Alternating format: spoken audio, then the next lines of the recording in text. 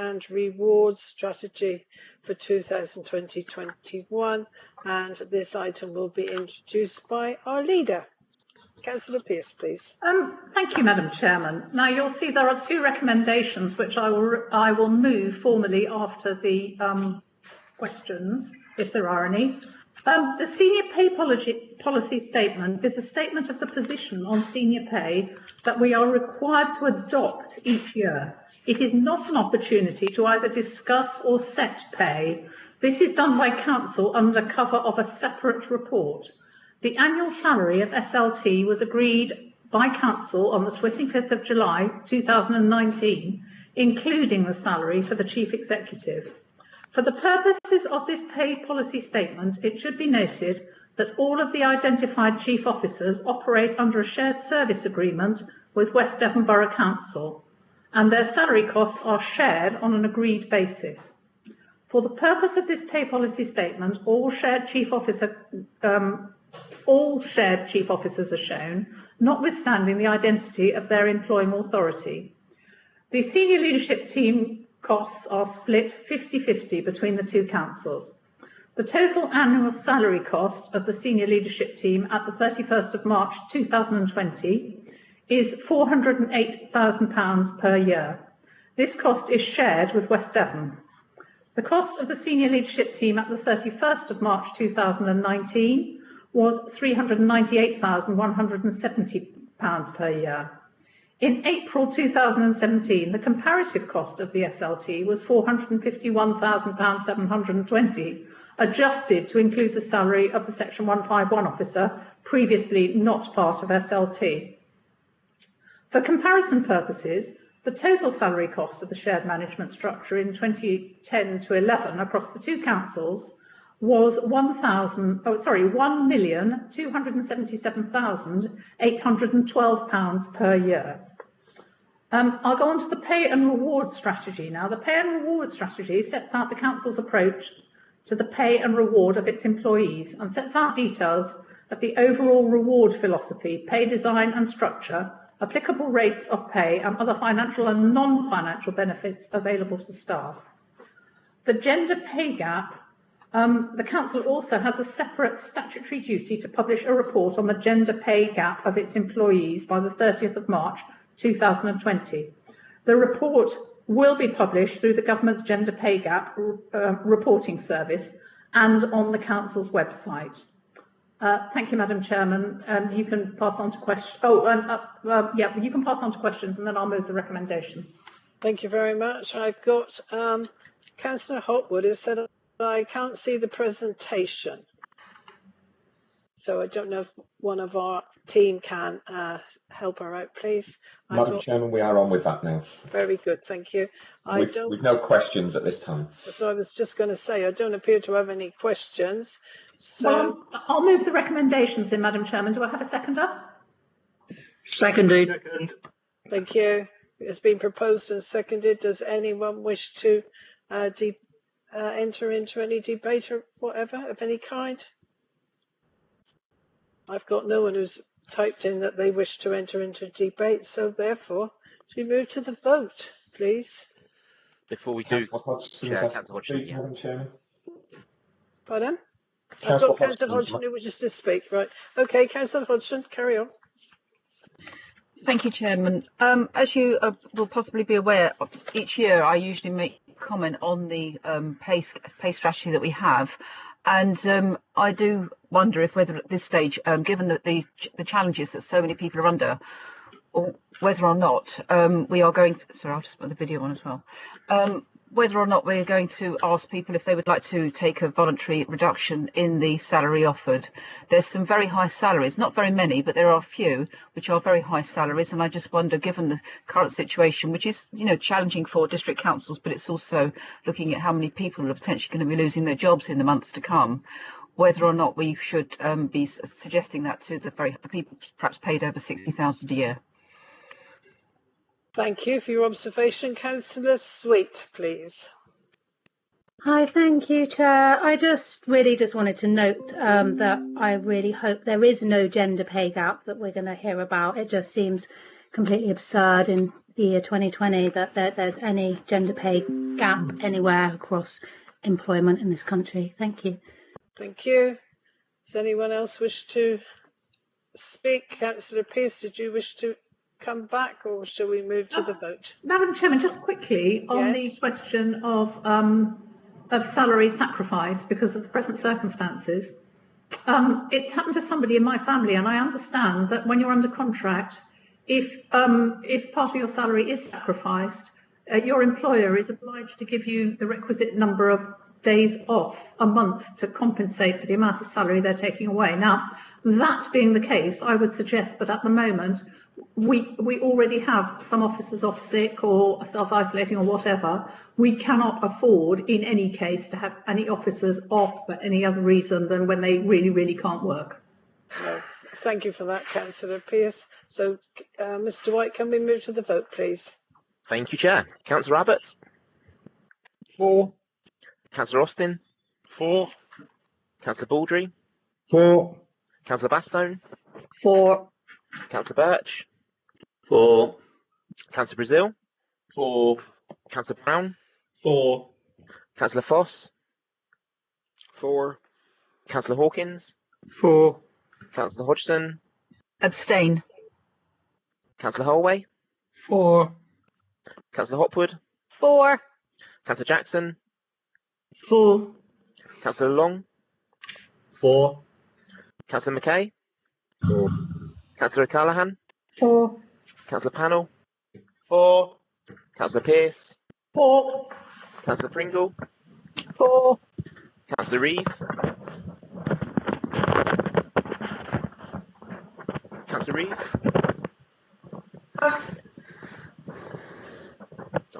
Councillor Joseph Rose? 4. Councillor Rosemary Rowe? 4. Councillor Smurden? 4. Councillor Spencer? 4. Councillor Sweet? 4. Councillor Taylor? Councillor Taylor? Councillor Thomas? I wouldn't switched on. Sorry. 4. 4. Okay. Councillor Thomas? 4. And final check for Councillor Reeve? 4. Thank you very much. That is therefore, members, 26 votes in favour with 1 abstention, and therefore that recommendation is declared carried. Thank you, members.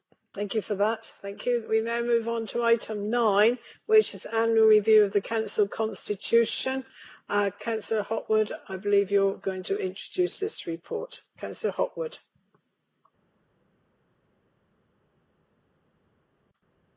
Councillor Hopwood, are you with us? Yes, sorry, Chairman. I'm just got Rosie on the phone. You're And I'm struggling? having all sorts of problems. Can I just find where I'm meant to be? Just bear with me. Sorry. Page 93, Councillor Hopwood. Yeah, no, she's on my PC and I'm on it as well. Sorry. Right. So the report by the monitoring officer on the council's constitution would have normally been first considered by the Audit Committee. The Audit Committee does this every year because the Constitution is a living document and so ensures that the Constitution is up to date, lawful and reflects the Council's current practices and priorities. The Audit Committee is responsible for having an overview of the Council's Constitution and for making any necessary recommendations to the Council if any changes are needed. What normally happens next is that the Constitution is then adopted by the Council at its annual meeting in May for the next council year. However,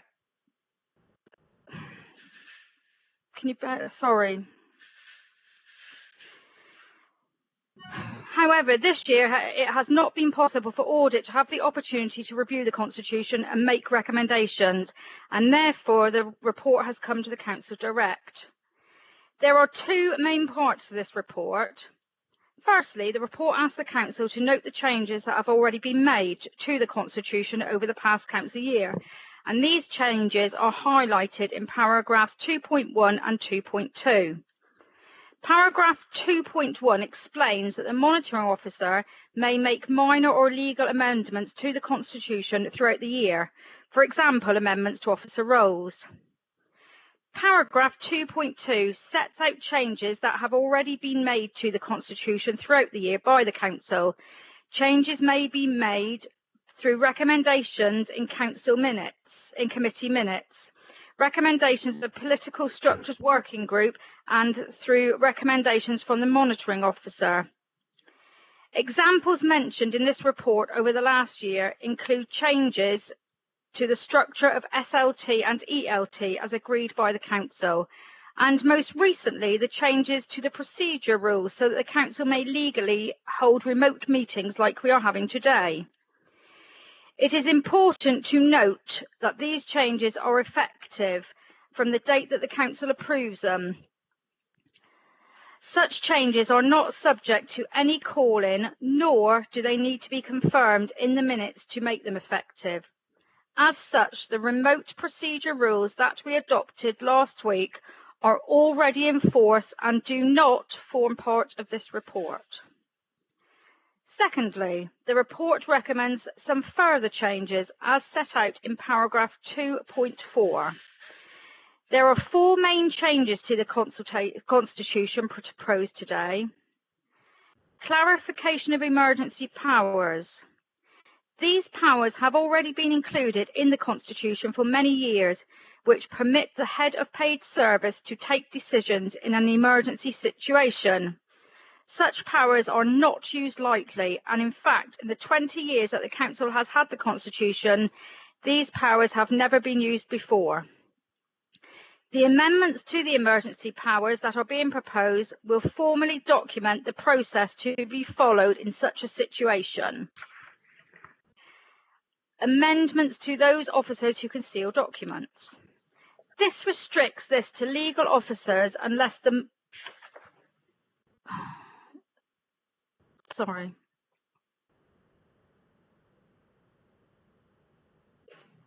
This restricts this to legal officers unless the monitoring officer specifically authorises another officer to do so.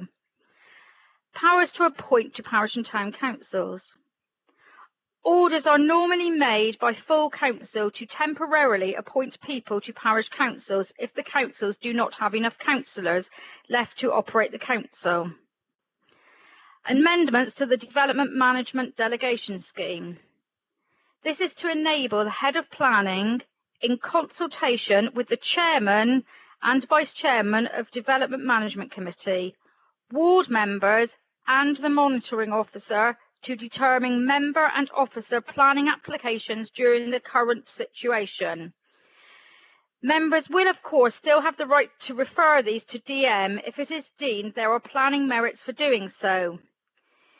If we find a way of satisfactorily dealing with DM meetings remotely, then the May 2021 date will be brought forward. Details are set out in paragraph 2.4.7 on page 96.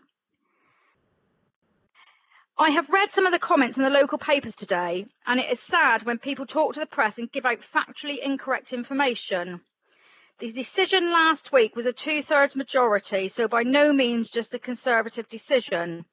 It is unhelpful to democracy that in these difficult times that some are playing party politics, and I urge every person who goes to the press, no matter what the topic, to think very carefully about what they think is factually correct and what is factually correct.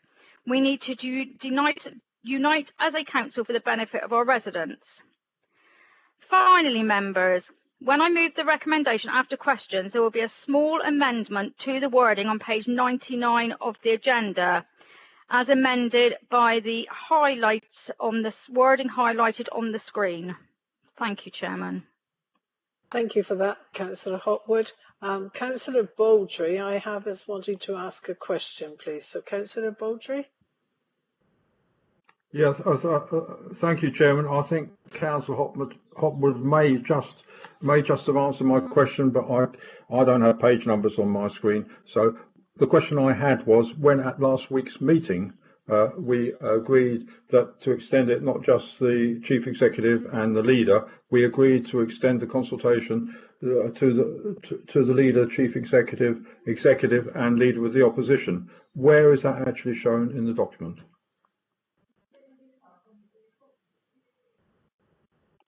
Mrs. Byrne, can you come in on that one, please?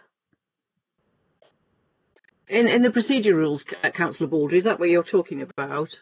Yes. I just want to see in black and white where it says that any consultation is not just with the leader, but is with what we agreed last week, the leader of the opposition and the executive. Where is that in black and white where I can see it? I don't think it's been put on the website just yet, but we have finalised the update from putting in those amendments, so they are valid and they will include the consultation with the executive and then the leader of the opposition. I've seen a draft, but it's just not on the website, but we'll get that up as soon as possible for all councillors and the public to see. Thank you. Are there any more questions, please? If not, I've got Councillor Birch who wishes to put in an amendment and Councillor Brazil who's on a point of order. Madam Chairman, I think I need to move the recommendations now we finish the questions. Thank you. May I do that? Yes, you may do. Well, I'll move the 3 recommendations that are on page, whatever it is, page 93, yes. That the Council notes the changes made under paragraphs 2.1 and 2.2. Secondly, that the Council agrees and formally adopts the amendments to the South Hams District Council Constitution as summarised in paragraphs 2.4 of the report and fully outlined in Appendix A, and adopts the Constitution for the forthcoming year with immediate effect, and there you have the web link to it. Thank you. Thank you for that. Thank you for that. Sorry, Chair, before we go any further, can I just add, in proposing, Councillor Hopwood alluded to 2 minor changes which are shown on the screen. I just want to check Councillors Pearce and Baxter and happy to accept those minor changes which are highlighted on the screen. Councillor Pearson, are you happy to accept that? Councillor Pearce? Hello? Sorry, I'm on mute. All right, I thought I'd lost everybody. I'll carry on. Councillor Pearce, are you happy to accept the slight changing in the wording as proposed by Councillor Hopwood? Yes. And your seconder? Yes, I'm happy with that. Thank you. And your seconder? Yes. Thank you. Madam Chairman, could you just give me 2 seconds to log out of Skype and log back in, please, because I can't see the screen at the moment, and that's apparently what I've got to do. And since I'm speaking on the item, I'm struggling unless I have the screen in front of me. So I'll just be 2 seconds if you don't mind waiting. You can hear us, okay? Can you?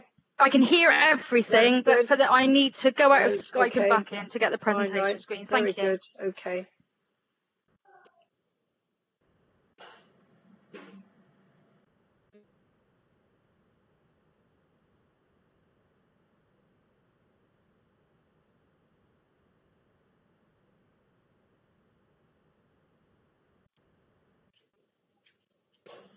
Is Councillor Hopwood with us? Mr. Molyneux, did you wish to come in? No, I think we just give Councillor, she's got to log out of Skype, then log back in Skype and then get back on the meeting. Oh, she's back now, I think, or she will be very shortly. So we'll just give her a moment. Chairman, can you not take the point of order, Chairman? Thank you, Chairman. Okay, you're with us now? I am with you. So are you happy with the wording that's been put in there?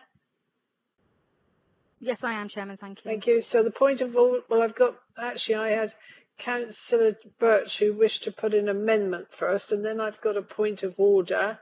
So as Councillor Birch asked to speak first, I will ask him to put his amendment, please. Does Councillor Brazil's point of order, should that take preference before I put my amendment? Well, I'm not absolutely sure, to be honest. So perhaps you better ask him then. Councillor Brazil, do you wish to put your point of order, please? Thank you, Rose. Well, I might as well, as I'm speaking now. My point is it right for an executive member to chastise members of the council for allegedly being party political, and not chastise members of the council for disabusing members for voting a particular way? I couldn't possibly answer that one. I would suggest that you draw your own conclusions on that. Can I ask Councillor Birch to put his amendment, please? Yes, could I ask Mr. White to put my proposed amendment on the screen then, please? I sent it to him earlier this morning. Yes, you did. Okay, there it is. So the proposed amendment is on the screen. First of all, could I just thank the leader of the council for introducing a programme of council meetings, and my count is that there are at least 8 meetings proposed up until July, which looks as though it is 8 more meetings than some of us anticipated a week ago. That being the case, I'd once again like to thank her for putting forward the programme. Can I say that this is a welcome move, and I'm sure that it will be appreciated by many who are attending this meeting, as well as those town and parish councils who have expressed their disappointment in the action taken by the council a week ago. Can I also say I welcome the move that provides for a meeting of overview and scrutiny. This is surely right and proper and complies with the council's statutory responsibilities. Last week we were being told that there were to be no such meetings, and I welcome the move, I welcome the fact that there will be a meeting. I also are looking forward to a meeting with Mr. Molyneux and Mr. White along with Vice Chairman Councillor Smearden, to discuss how this council can deal with its scrutiny responsibilities. So in the light of what was announced at the beginning of this meeting, I would like to withdraw the first 3 items, A, B and C, subject to Councillor Hodgson agreeing to those being deleted, and I'd like to propose as an amendment item D, which, as you'll see, it asks the council to acknowledge that there is no provision within the statutory remote meeting regulations that provides for the elimination of the right of members to submit written questions and motions to full council meetings and have them dealt with in accordance with the Constitution. I'm asking for such provisions to be reinstated. I do believe that members were misinformed last week. They were given the impression that the government regulations extinguished the right of members to lodge questions and motions. That clearly isn't the case, and the monitoring officer has confirmed that to be so. So I think the fact that members were misled last week, I think this is a matter that we should revisit, and I do hope that when it's considered by members that we do allow for the reinstatement of motions and questions. So I'd like to move the amendment, but only item D. Thank you.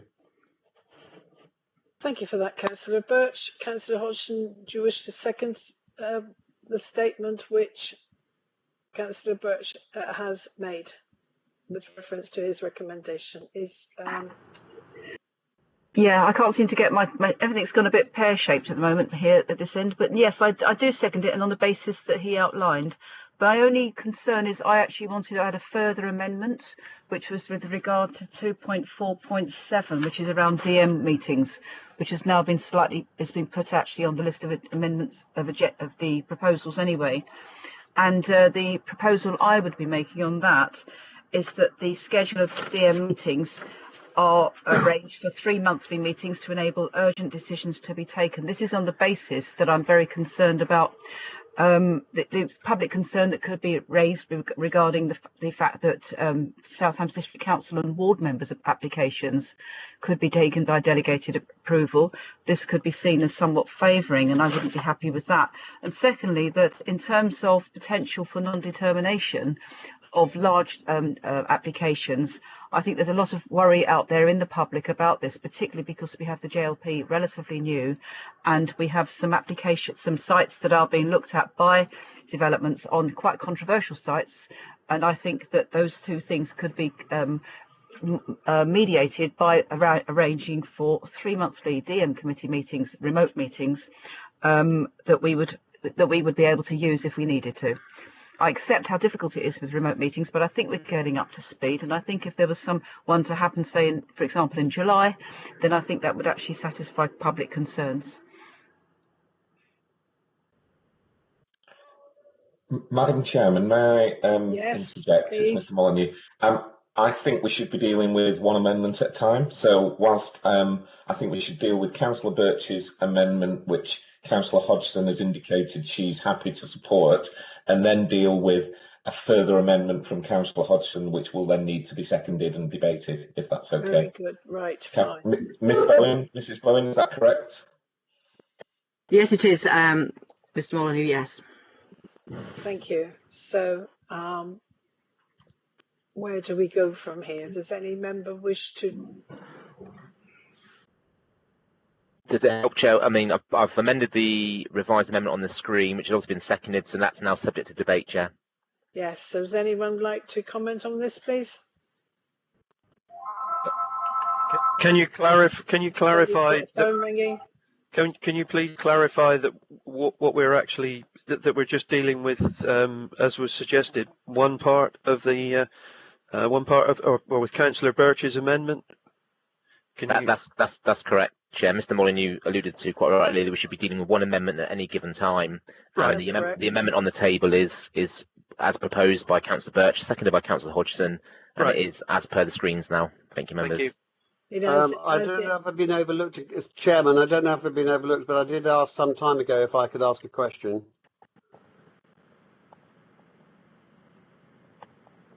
So would you like to go ahead then, Mr. Councillor Panel? Yes, I think this now touches on what we are debating at the moment, and that is I was originally very happy with the plan for the DM delegation, but I've looked at the wording and I wanted to ask if it had been changed, because and I have questions about that. But should I wait until we come to Councillor Hodgson's amendment for that?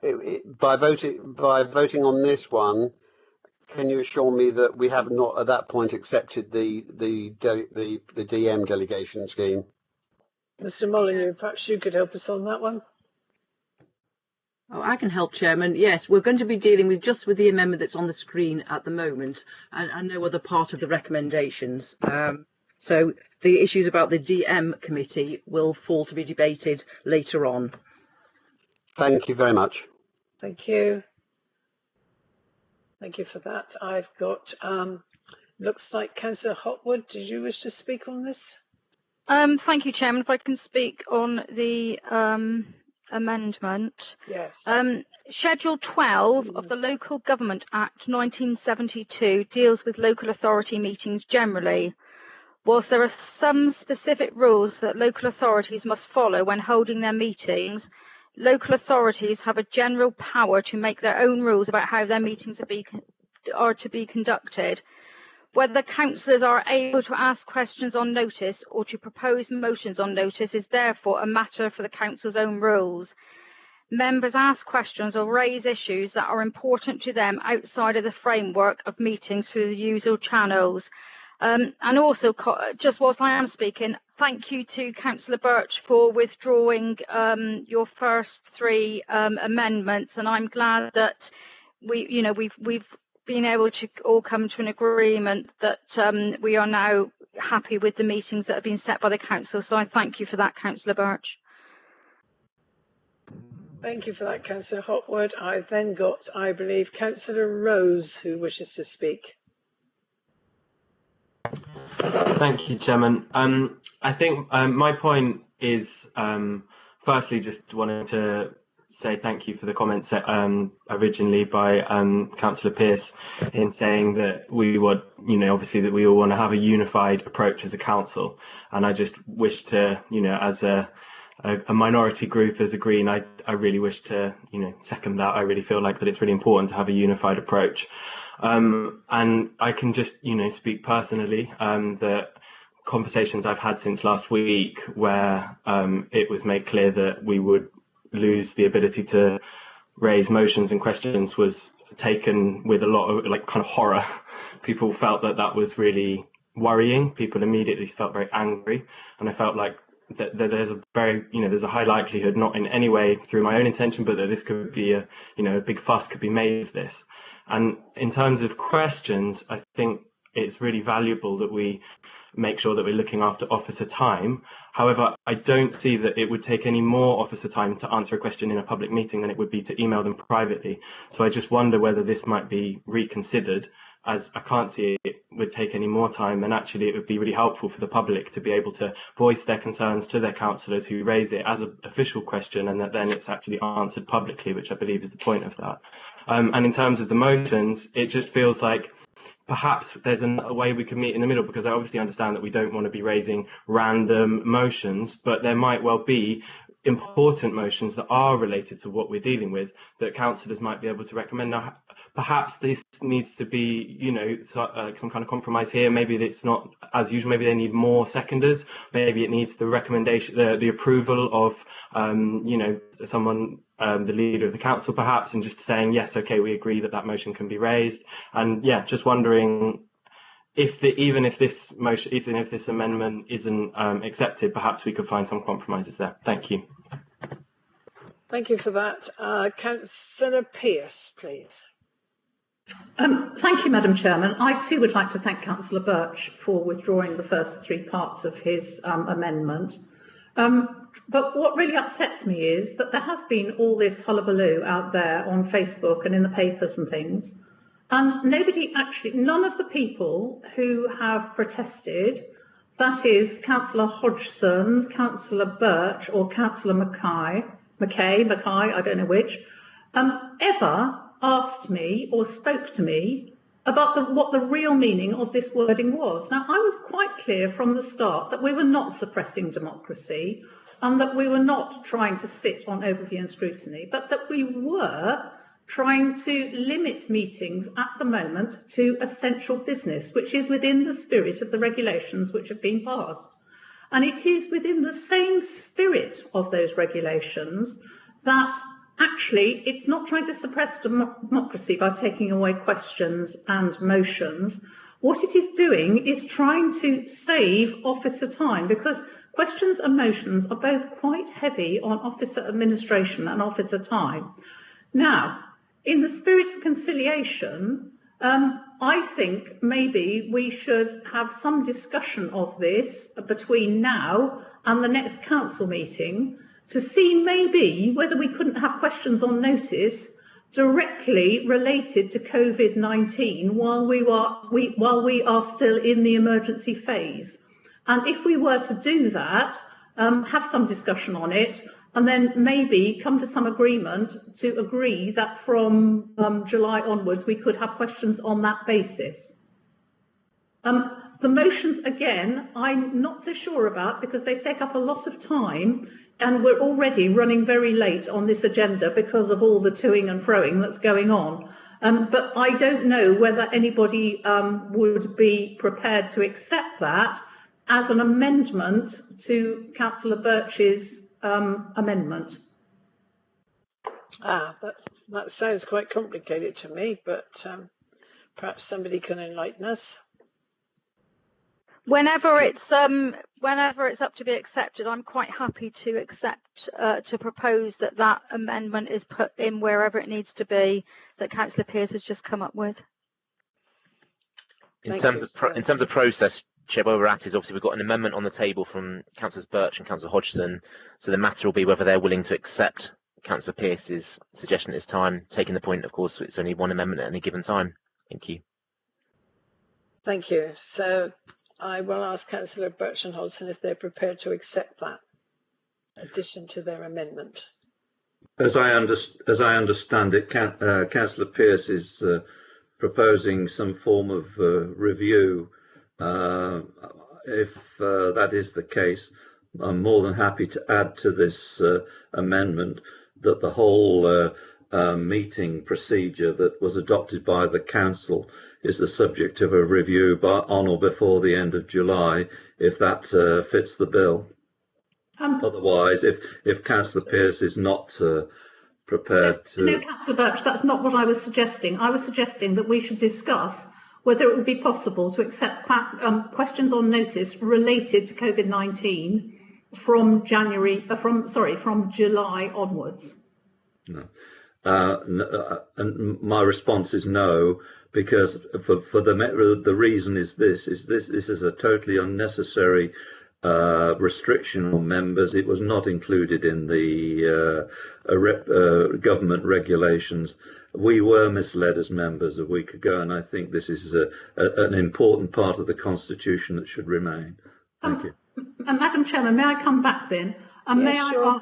May I ask the lawyers to comment on whether the council was misled? Because I do think that that's quite a serious statement, given that one of the council solicitors actually wrote the procedure rules. Mr. Fairbairn, please. Thank you, Madam Chairman. As far as I'm aware, council was not misled. As Councillor Hopwood explained in her introduction, the council has a wide-ranging power to set the rules by which its meetings are to be governed.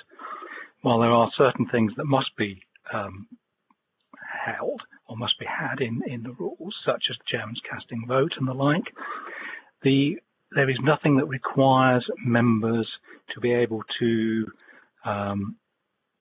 ask questions on notice or to propose notices on propose motions on notice.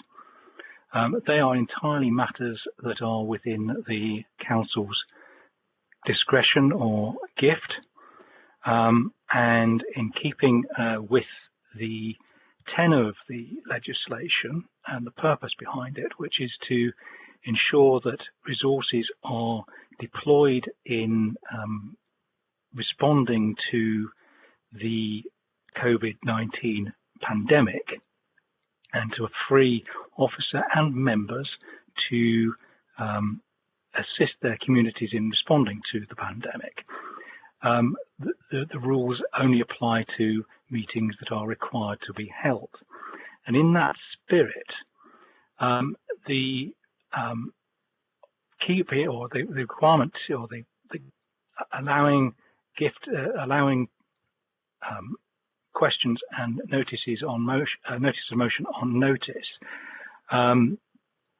does have the potential of distracting and diverting resources away from providing that or dealing with that priority.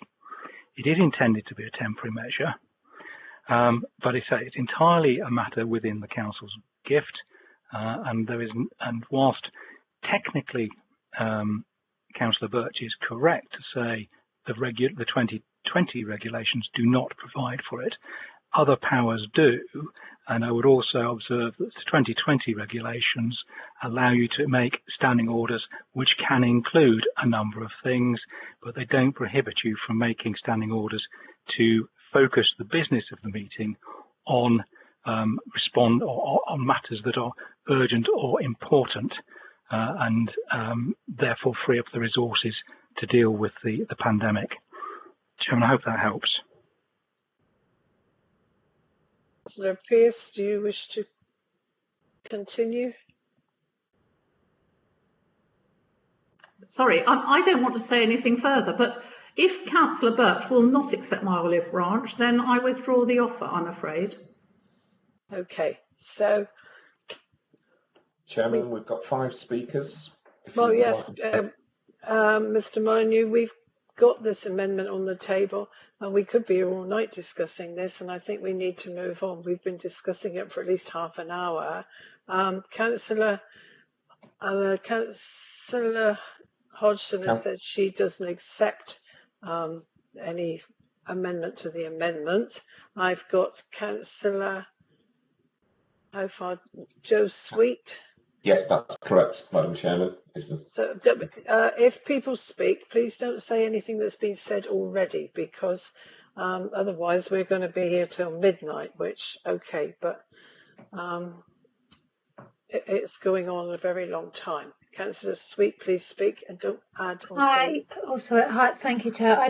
Sorry, I'm also feeling quite distracted actually, because it's quite a long meeting for me, trying to sort of look after kids at the same time. Councillor Pearce, I think, has pretty much answered what my question was, which I'd kind of predicted the answer for anyway, that if we did actually ask why we couldn't have motions and questions, that the answer would be because it was heavy on officer time. So that was my question, but I feel like it's moved on a little bit. Okay, thank you. So Councillor Hodgson.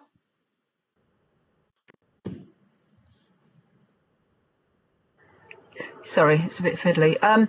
Yes, I do want to speak on this. Councillor Pearce said that nobody had actually got back to her about this, and yet Councillor Pearce and I did actually have an email exchange just before about a week ago anyway. And to be honest, quite frankly, I was quite offended that I was accused of actually it was my ego that was in the way. This is nothing about my ego. This is actually about the right of the public view to be put forward. And the barrister that I've consulted on this has said his comment on this is that in terms of the government regulations, they expect local democracy continues to thrive. And this is how we do it. We do it through being able to ask questions. I don't think being held off for 3 months and then perhaps reconsidering it in July is good enough. I think that this is a very fundamental part of our accountability. So we ask a question in the open space, and it is answered in the open space. Things that get answered by officers to our email inquiries, I mean, they're very good. And I see that as Councillor Rose has already said, it actually doesn't take any more time for it to come out on a meeting than it does to come out in an email, and I think that's our accountability and transparency. And during a crisis time like this, I think this is really critical, and a lot of people have contacted me very, very concerned that this is actually being removed. And I think the questions and motions are not onerous on officer time. Nobody's going to take advantage. I think we're all trying to struggle and work hard together as a team on this to represent the public in the best interests of everybody. So I don't think this is going to be taken flippantly or taken advantage of, but I do think it needs to remain there as an option. Thank you for that, Councillor Hodgson. Councillor Hotwood. Got you, Dennis. Thank you, Chairman. Well, I have concerns over this. The next full council meeting, as far as I can see, is the 25th of July. And I would hope by the 25th of July, we're a lot further down the road in getting back to business as normal. So I'm hoping that Councillor Birch and Hodgson by then won't have an issue with motions, because maybe by then we will be able to take them. We just don't know what the future's gonna give to us. These temporary measures won't be here forever, and just Councillor Birch has mentioned it, and Councillor Hodgson has just said she's been contacted by I can't remember her words, lots of people, and they're concerned about democracy. So there are 4 town councils within the South Hams. 2 of them haven't held a remote meeting yet. 1 has held a remote meeting and isn't having another one until, I believe, August. And 1 has held 1 remote meeting. So can I ask Mr. Molyneux? I certainly haven't, and I've asked all the members in my group if they have. Has the council been contacted by a member of the public, or as to whether they think this is undemocratic? Because no one in my group has, and I just wonder, the best way to solve this is to go directly to the council. I'm just wondering who all these people are. I can answer that, Councillor Hotwood. As far as I'm aware, we've had 1 member of the public go direct to the Dartmouth and Kingswear councillors, and that we've had a Totnes councillor, town councillor, has written to the council. and that's all I'm aware of that's come direct to us. Thank you for that, Mr. Molyneux. I have now got on my messaging proposed and seconded to move to the vote, please. So if that's correct, could we move to the vote, please? Chair, can I come in? I mean, we're obviously Yes. mid-debate. I mean, that's a procedural motion which has been seconded. So what the actual procedural says is if a motion that the question being now put is seconded and the chairman thinks that the item has been sufficiently discussed, she will put the procedural motion to the vote. So it's your call, in essence, Chair, if you want to move to the vote straight away. Yeah, I will move, propose then that we do move to the vote, and Councillor John McKay has asked for a recorded vote also as Victor Abbott. So we'll move to the vote and it will be a recorded vote, please. Thank you. Thank you, Chair. As per procedures, I can confirm the first 5 for recorded votes are Councillors Abbott, McKay, Thomas, Rose and Hodgson. Thank you, members. So this one will be recorded and shown in the minutes. Thank you. So for the amendment as per the screens, members, in alphabetical order, Councillor Abbott. For. Councillor Austin. I'm against the amendment. Councillor Baldry. For the amendment. Councillor Bastone. Against. Councillor Birch. For. Councillor Brazil. For. Councillor Brown. Against. Councillor Foss. Against. Councillor Hawkins. Against. Councillor Hodgson. For. Councillor Holway. Against. Councillor Hopwood. Against. Councillor Jackson. For. Councillor Long. For. Councillor McKay. For. Councillor Callahan. For. Councillor Pannell. For. Councillor Pearce.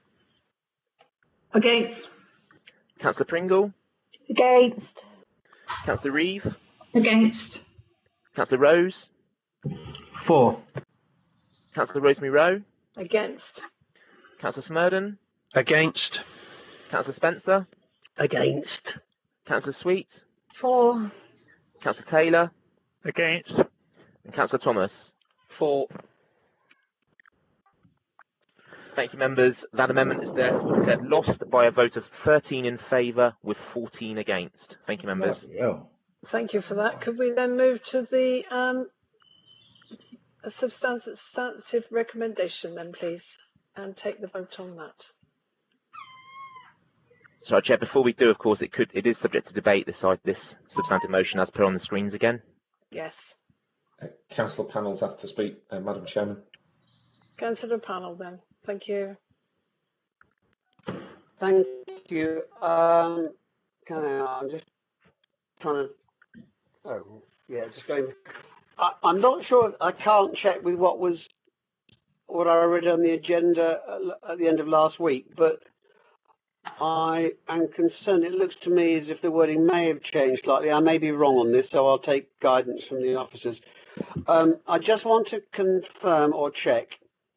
It states the head of development management shall have the authority to determine, in consultation with the chairman and vice chairman of DM and ward members and the monitoring planning applications, etc., etc. As it stands at the moment, or up until now, if a ward member or the chairman of planning objected, the application would not be able to be decided until it had gone to full committee. I would like an assurance that we are not changing that situation. I understood that the situation would be that obviously, as far as possible in consultation with board members, etc., applications would go through. But if they're a large application, a controversial application, an application to which a ward member has an objection, it would wait until there could be a full council meeting. The wording doesn't say that. It just says the head of DM has the power to determine in consultation with, and we know that consultation might mean one person saying one thing, one saying another, and the head of DM making his own mind up at the end. I'd like some guidance on that, please. Can I assist, please, Chairman? Please. Thank you. Yes, this is to be read in the context of the rest of the development management delegation scheme. We're not proposing to change any of the rest of it, where members can refer matters up to the DM committee should they feel that is appropriate. All of this was seeking to do in order, even if it's only a very few applications, so that if there was an officer or a member or immediate family member made a planning application that would, had it not been a member of the council, had put the application in, it would ordinarily be dealt with under Pat's delegated powers. So that was all it was asking. What the Constitution does in order to ensure transparency with members and officers, as they automatically go to DM, whatever type of application they are, whether Pat could decide them under the delegation scheme or not. As I say, for the question of transparency, where we're just asking for the short period that we're not having DM committee meetings, that Pat could decide those in consultation with a wider number of people, officers and members. But even so, if it was an application, for example, by Mr. Molyneux, and it was an extensive application that should be referred, or members wanted to refer to committee, it would not stop that. So to reassure members, it's just a very minor amendment that would allow the head of planning to... I'll just put that onto the... I'll just phone Vic Abbott, and I've actually spoken to him in Wales and told him that that's what he should do, that he should abstain. Right. Well, we seem to have some interference. What's going on, please? Because we're having two meetings Councillor together Baldry. now. Councillor Baldry, you're... Yep. Carry on, Mrs. Bowen. Yes, thank you, Chairman. Just to summarise, to reassure members, it is not taking away any rights at all for them to refer the matter to development management. It's to be read in the context of the rest of the delegation scheme that does permit that. Thank you, Mrs. Bowen. I understand it's purely reflecting, the applications made by members of staff and officers, and members of the council. That's correct. Yes. Thank you for that. Thank you. Thank you. I believe then I have got Councillor Hodgson who proposed an amendment. Is that right, Councillor Hodgson? Do you want to pursue this? I would like to, yes, because I think we just need a schedule of 3 monthly DM meetings on the calendar for the forthcoming year as a backup, so that we know when they're going to happen. Otherwise, there's going to be very long deferrals, and we could be subject to predetermination. That's what concerns me. Well, listen to what Mrs. Bowen said. I don't think that's correct, but do you have a seconder, please?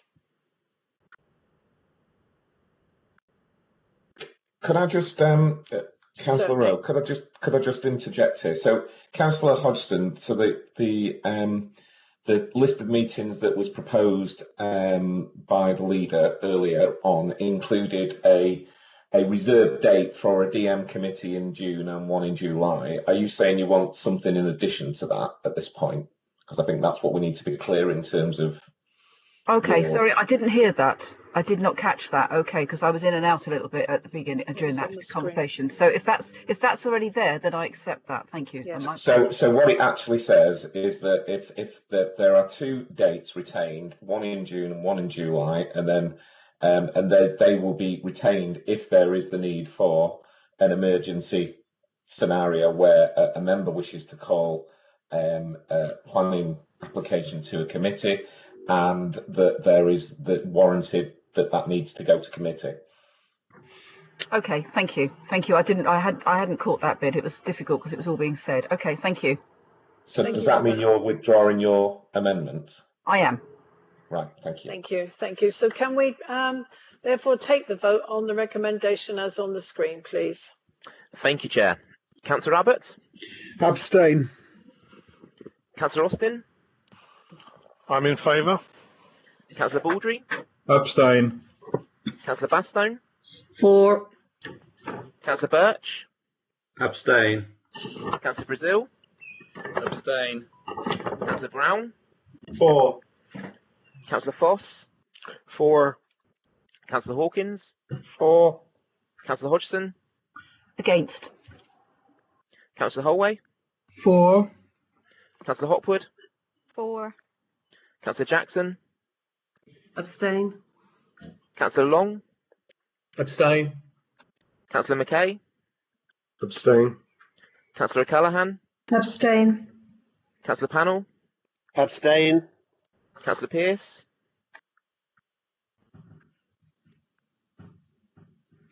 Councillor Pearce. Four. Sorry. Councillor Pringle. 4. Councillor Reeve.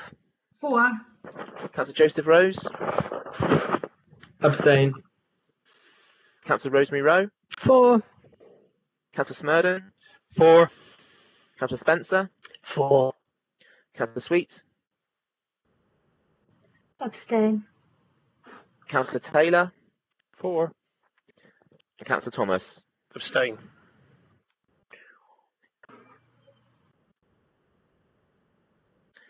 Thank you, members. That is therefore 14 votes in favour with 1 against and 12 abstentions. The recommendation is therefore declared carried. Thank you, Chairman.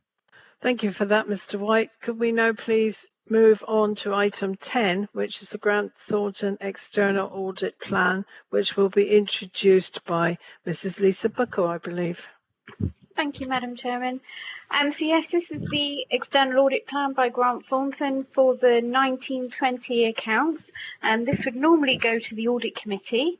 Grant Thornton have given their apologies for today, but they will be in attendance for the next Audit Committee meeting in June.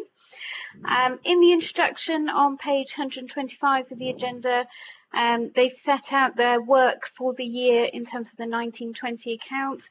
So that's looking at significant risks such as valuation of land and buildings, valuation of net pension liability, COVID-19 and management override of controls. I'd just like to make the point for any members that aren't familiar with these sorts of audit plans, that those significant risks will be on the audit plans of all councils, and those are our standard things which are on there. Obviously COVID-19 is a new one for this year. In terms of, we also have the risk of, they look at the allocation of shared costs, which is specific to Southampton, West Devon, because we are in a shared services arrangement. I won't go into detail on all of those risks, but very happy to answer questions. But I do just want to bring members' attention to a couple of points. So on section 6, which is page 133 of the audit plan, they are setting their materiality level at just under £1 million, but they will report on any misstatements that they find in the 1920 accounts for anything over the value of £48,000. So although materiality is a very high level, they do report on anything over £48,000. They are proposing within the audit plan to slightly increase their audit fees, and that's shown on page 136. So the proposed fee is £40,271. That's an increase of £2,450 on the last financial year, but that is still lower than audit fees which we've paid in the past. For example, 17-18 was £43,000. And in terms of the objective of what we're looking for out of the audit, I think what we all want is a good quality external audit. And if that does mean there is a slight increase of fees, I think the experience from 18-19 shows that perhaps in some areas that extra audit work around things like valuation of fixed assets, there was some extra work that was done around that. But very, very happy to answer questions, Madam Chairman. Thank you. Thank you for that, Mrs. Buckle. Does anyone have any questions for Lisa, please? Any questions? You're very quiet.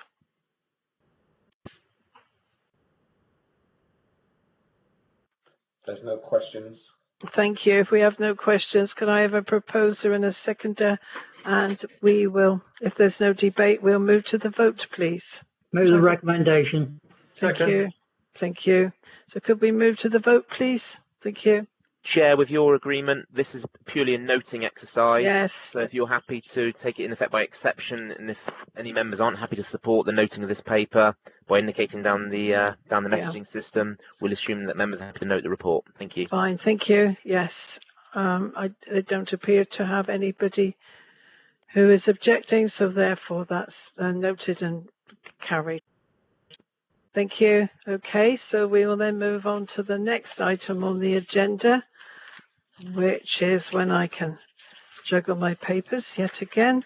Item 11, which is shared services methodology. methodology, not method, of 2019-20, and Councillor Baston, I believe you're going to introduce this item.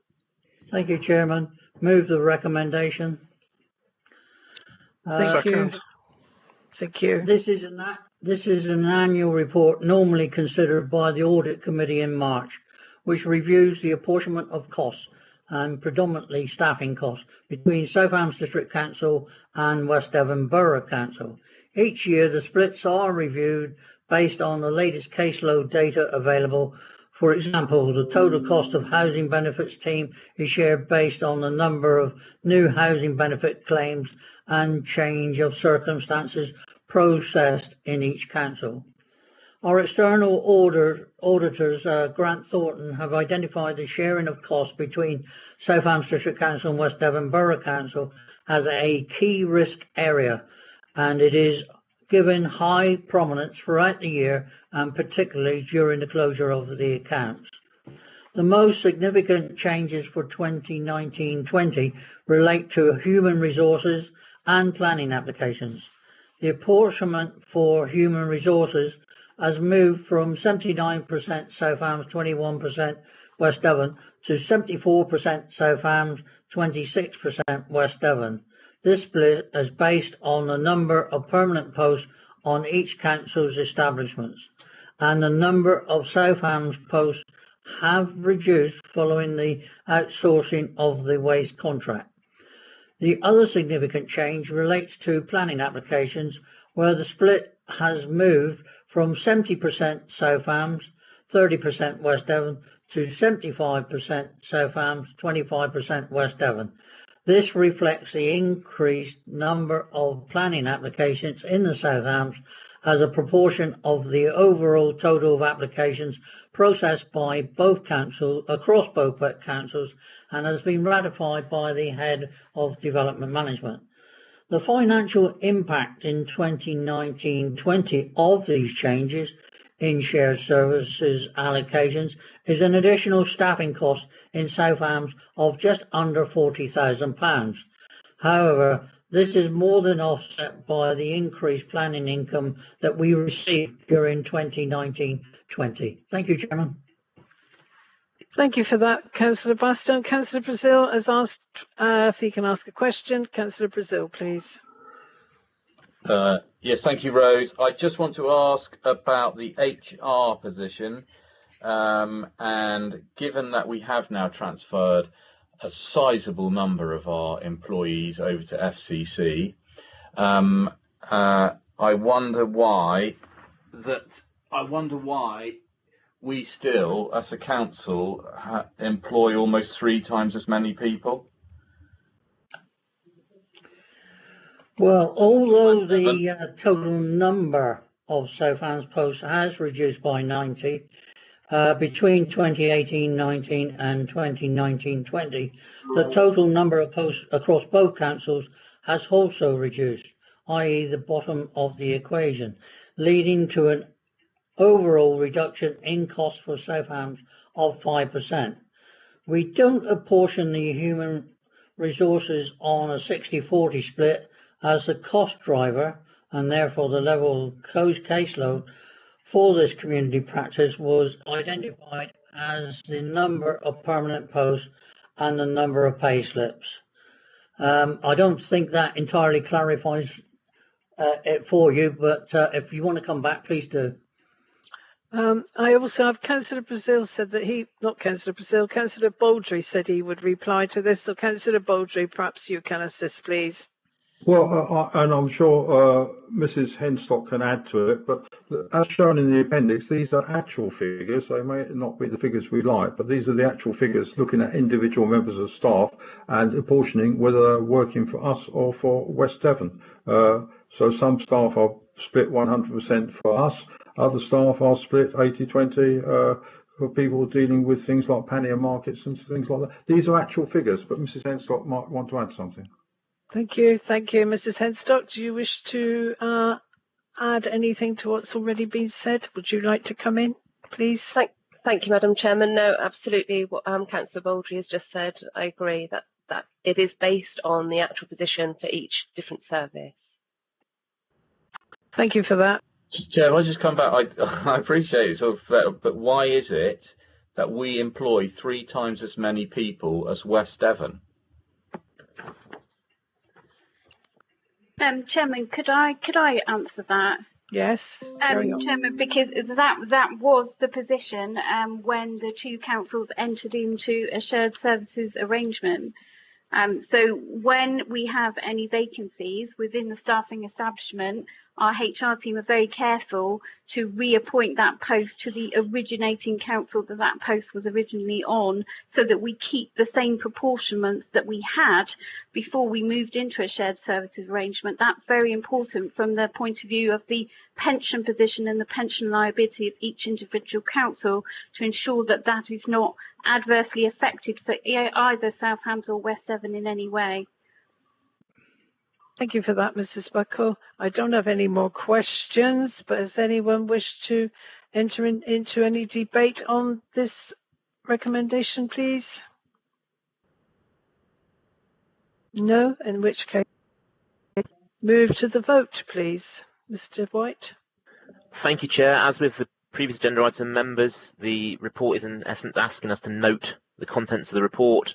So again, by exception, unless any members are unhappy to support the recommendation, we'll assume that all members are happy to note the report and move on to the next agenda item. Thank you. Thank you very much indeed. Does anyone wish not to be happy? Anyone is against the recommendation? I don't have anyone who's typed on their screen, so therefore we will move on to the next item, which is item 12, which is Budget Book 2021. And again, Councillor Bastone is going to lead on this item, please. Councillor Bastone. If I could move the recommendation firstly, Chairman. Certainly. Seconded. This is an annual report normally considered again by the Audit Committee in March. The report sets out the Council's revenue budget for 2021 and is split between the 4 new directorates of Customer Service and Delivery, Place and Enterprise, Governance and Assurance, and Strategic Finance. The budget book compares the detail of the budget for 2019-20 against the budget for 2021 and provides a clear audit trail of all the movements in terms of the cost pressures and savings which were set out in the medium-term financial strategy and agreed as part of the 2021 budget process. The budget book also shows any veerments within 2019-20, and a veerment is where a budget is moved from one budget holder to another to better reflect where budget responsibility should be held. Veerments always net to zero. In addition, various presentational changes have been made to the 2021 budget shown in the other adjustments column in the budget book. This reflects the new cost centres created to align expenditure and income to the new management structure. These adjustments net to zero as they are purely presentational. Now, members may well say, well, this budget is shot. It's true. This is the budget we set, though, and this will form a good basis as we go forward, as we reflect on what's happening through COVID-19. And we will have that review, which we've already discussed 2 or 3 times already. Thank you, Chairman. Thank you for that, Councillor Bastone. I haven't got anyone who wishes to ask a question at present. And has anyone wished to make any comment or move to a debate? If not, the report is simply for noting. So I will move to Mr. White, please. Thank you very much, Chair. Once again, members, this is a noting report, and unless members are unwilling to note the contents of the report, we'll assume that everyone members are happy and we'll move to the next agenda item. Thank you, Chair. Thank you. Is everyone happy and no one is against? Thank you. We move on to item 14, which is report of bodies. And this is Chair, item 13, sorry, internal audit plan. Oh, I've jumped one. Sorry. Thank you. Item 13. which is a recommendation of the Internal Audit Plan 2021. And the leader is going to introduce this one, and then we'll have any questions if there are any. Councillor Pearce, please. Thank you, Madam Chairman. I'm presenting this because it would normally lie in Councillor May's portfolio, and I know we all wish him well, and we're sorry he can't be with us today. The purpose of this report is to provide members with the opportunity to review and comment on the proposed internal audit plan for 2021. A version of this report was initially intended to be presented to the Audit Committee meeting on the 26th of March. However, since this meeting was cancelled due to the COVID-19 outbreak, this item has now been scheduled on this council meeting agenda. The public sector internal audit standards require that the head of internal audit must establish risk-based plans to determine the priorities of the internal audit activity consistent with the organisation's goals. When completing these plans, the head of internal audit should take account of the organisation's risk management framework.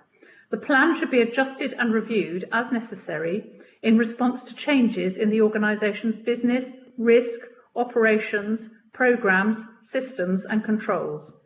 The plan must take account of the requirement to produce an internal audit opinion and assurance framework.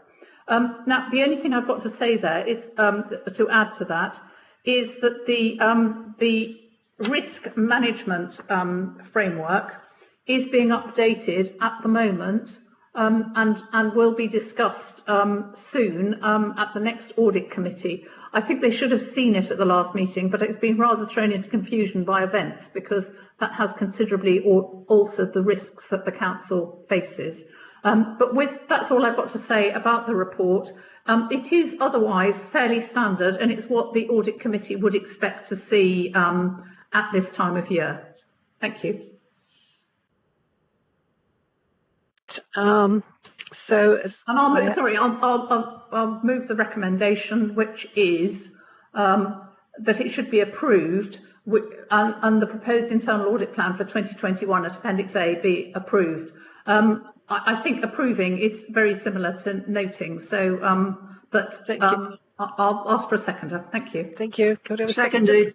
Thank you very much. So I haven't got anybody who's typed in anything to want to ask a question, or indeed if no one wishes to ask a question and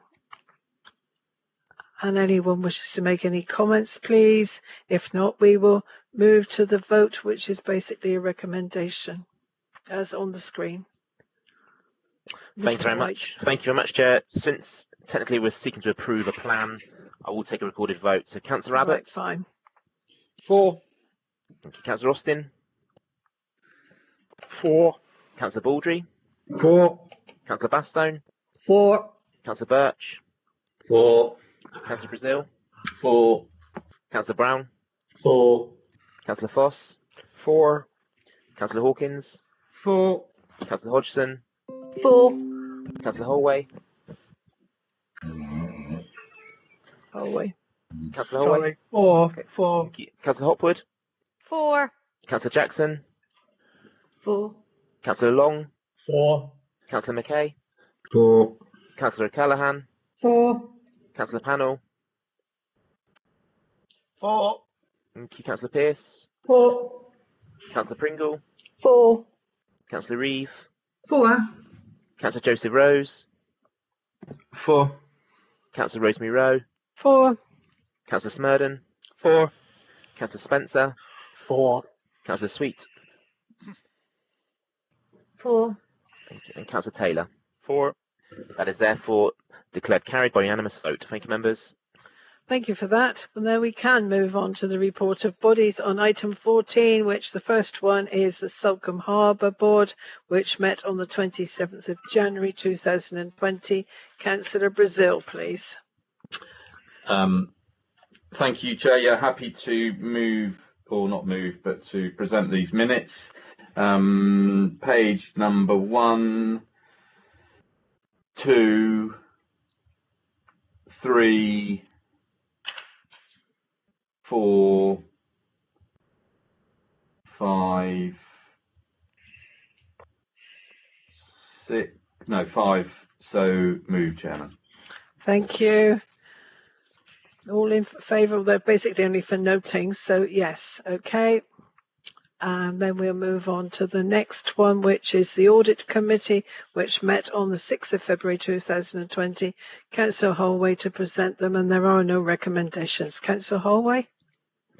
Thank you, Chairman. I present the minutes of the Audit Committee meeting held on Thursday, the 6th of February. Page 1, 2, 3. That's it. Thank you. And they were for noting too. Thank you for that. We then move on to the next meeting, which is Development Management Committee on the 12th of February 2020. Councillor Birch, please. No, Brazil. Sorry, Councillor Brazil. Thank you, Rose. Yes, happy to present the minutes. Page 1, page 2, page 3, page 4. Sorry, it just takes a bit of time to scroll through. Page 5,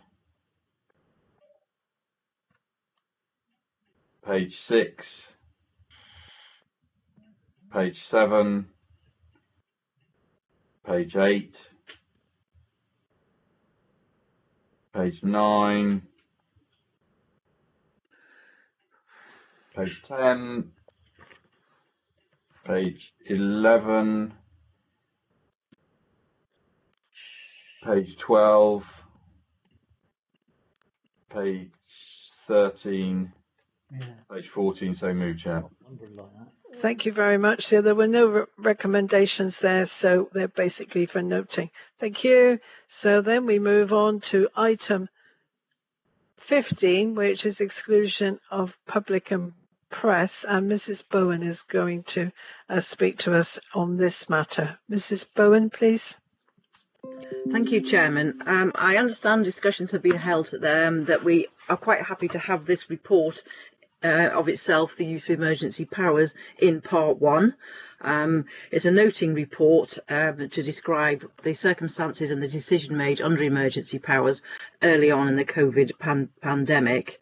There are a couple of another thing I'd like to bring to members' attention is, as well as being for noting, and if we deal with it in part 1, if we should slip into discussions about sensitive financial information or information about individual staff, officers and so on and so forth, we would need to move part 2 and have those discussions within part 2.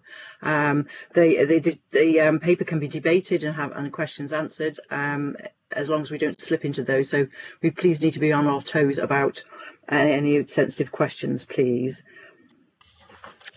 Thank you. So we'll Sorry, yes, members are happy. We could deal with this in part 1 on those provisos, please. Thank you. So we'll move on then to item 16, which is the use of emergency powers. And our leader, Ms. Councillor Judy Pearce, please.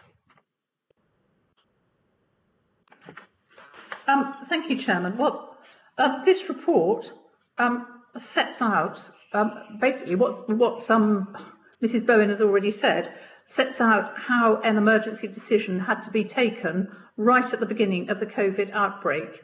It really was a decision that had to be taken quickly, and I think the report explains what those circumstances were. I don't want to go into any more than that, but you all have the report in front of you, and as Mrs. Bowen has explained, if you want to discuss parts of the process, that's fine. If you want to discuss what it was all about, then we may have to go into part 2. Thank you for that. I'm not quite sure if I've got anyone who wishes to speak. I've got Councillor Baldry. Well, Councillor Smurden's in front of me on the list, and Mr. Molyneux as well. Yes, it's yes, just a question. I know that you know, from our involvement with Fusion, that Fusion operate across councils, you know, a lot of councils across the south of England. So you know, we're not the only ones affected. What I would like to know, if it's at all possible to give the answer, is whether I'm assuming that Fusion went to all of their, the councils with which they are in partnership and made this request. And if it's at all possible to give that answer, do we know whether they all those councils acceded to that request, or did some pull out, or if it's possible to give an answer, please? Thank you. I'm happy to answer that, Madam Chairman. Okay, yes, carry on, Mr. Molyneux.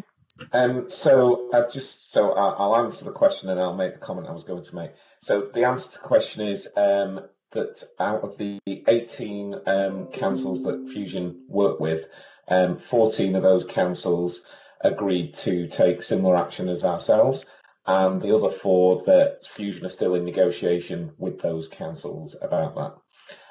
So that's the answer to the question. I'd just like to comment that the Fusion position is quite a complicated position, and I agreed with the leader and executive this morning that we'd arrange for an informal council briefing that would cover that topic, because I'm sure members have got lots of different questions that I think we'll end up going in and out of part 2 on. So I've got a date provisionally of the 21st of May when we'll do an informal council briefing where we'll have all the officers present, and you can ask every question you want and we can update you on the current position. So I just want to say that, and that's all I'll say on that point.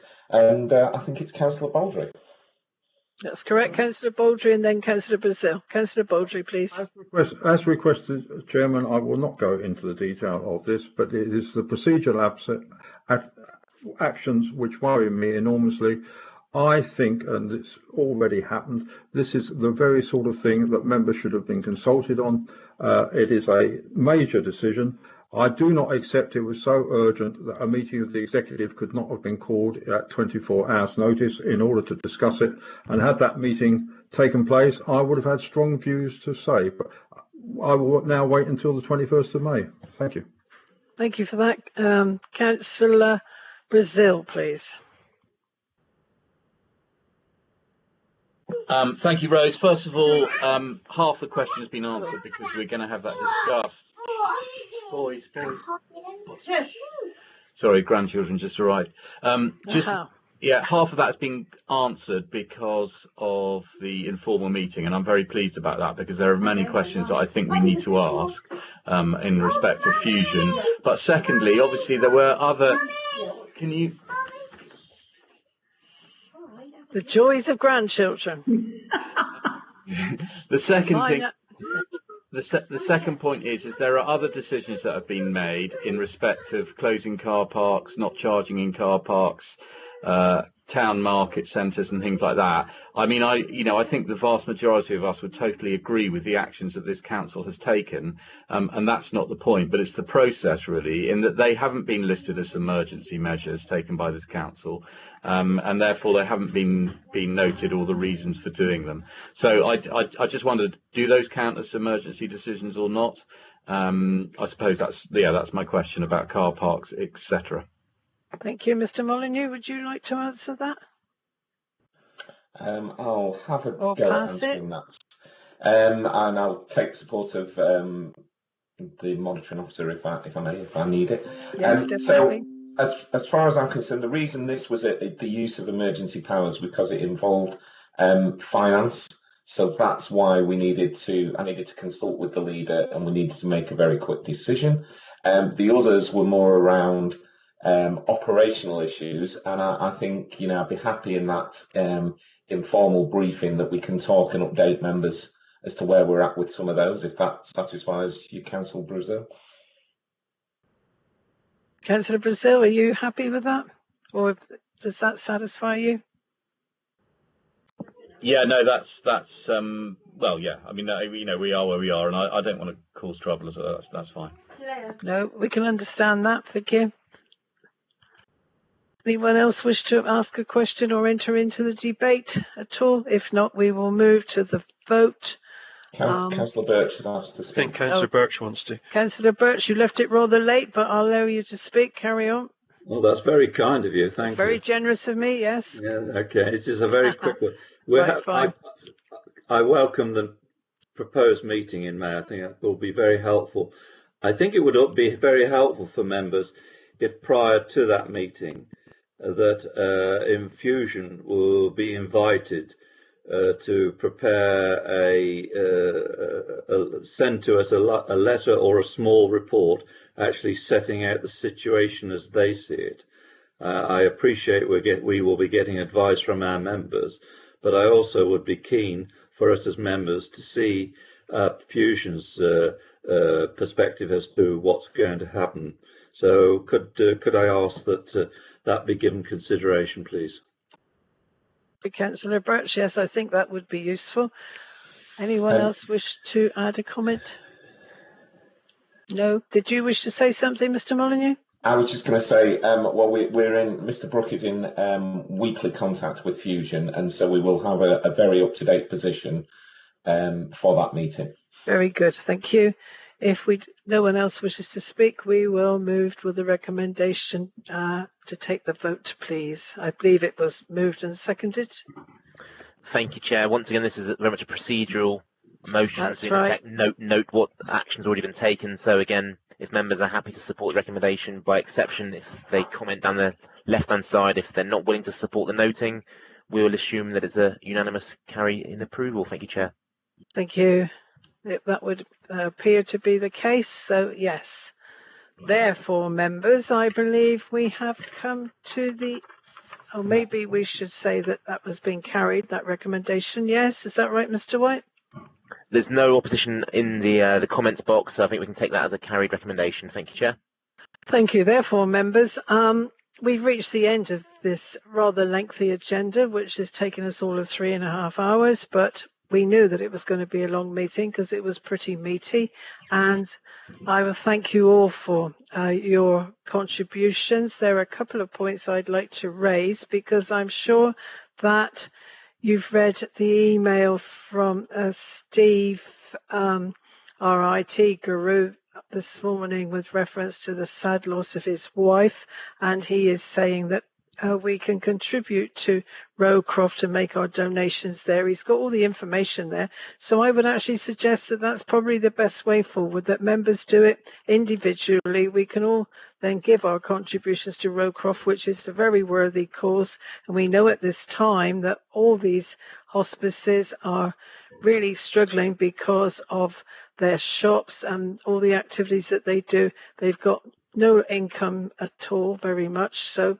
that would be good if we could do that. I'd also like to say, and I'm sure all of you will agree, well, most of you anyway, around the district and in our parishes, the excellent way in which our bin men have been working, collecting the rubbish. They've been doing an absolute fantastic job, and we are really grateful to them.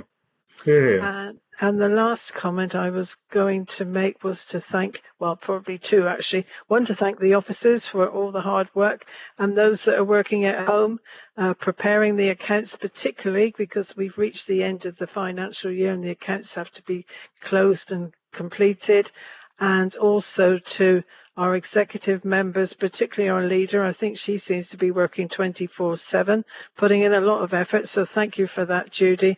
And also to all the members working in their own areas, in our own parishes.